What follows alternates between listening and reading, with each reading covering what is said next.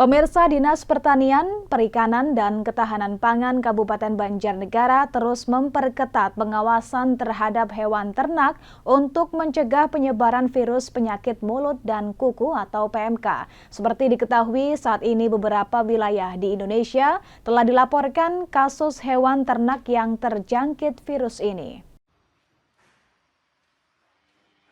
Untuk mencegah penyebaran virus PMK, Dinas Pertanian, Perikanan, dan Ketahanan Pangan Kabupaten Banjarnegara melakukan peningkatan pengawasan di berbagai kandang ternak.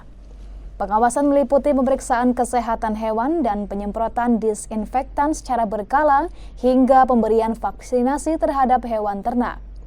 Hal ini dilakukan untuk meningkatkan daya tahan tubuh hewan ternak agar tidak mudah terjangkit virus.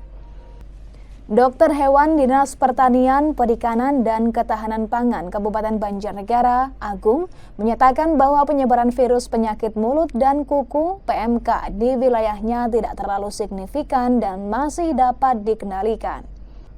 Menurutnya, penyebaran PMK umumnya terjadi saat ternak didatangkan dari luar daerah tanpa melalui proses pengawasan yang ketat. Untuk mengatasi hal tersebut, pihaknya telah menyiapkan vaksin sebanyak 12.000 dosis untuk ternak di Banjarnegara. Detekan secara rutin, dan ketika mendatangkan sapi baru atau beli sapi baru, itu harus dikarantina dulu. Jadi jangan langsung dicampur dengan sapi yang baru.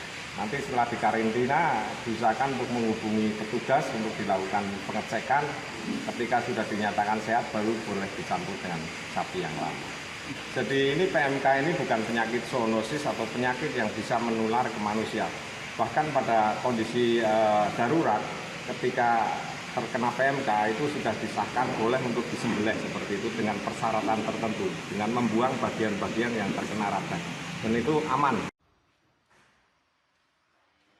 Agung menambahkan dinas siap memberikan pelayanan dan pendampingan kepada peternak yang melaporkan kasus terkait penyebaran PMK. Tindakan pencegahan dan pengawasan terus digencarkan agar wilayah Banjarnegara tetap terbebas dari wabah yang lebih luas.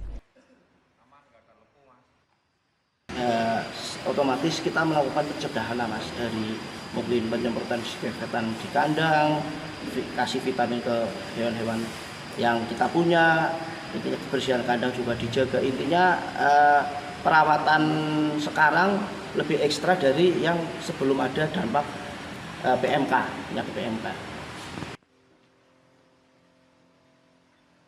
Pemerintah juga terus mendorong partisipasi aktif para peternak dalam pencegahan PMK untuk menjaga kesehatan dan produktivitas hewan ternak di Banjarnegara.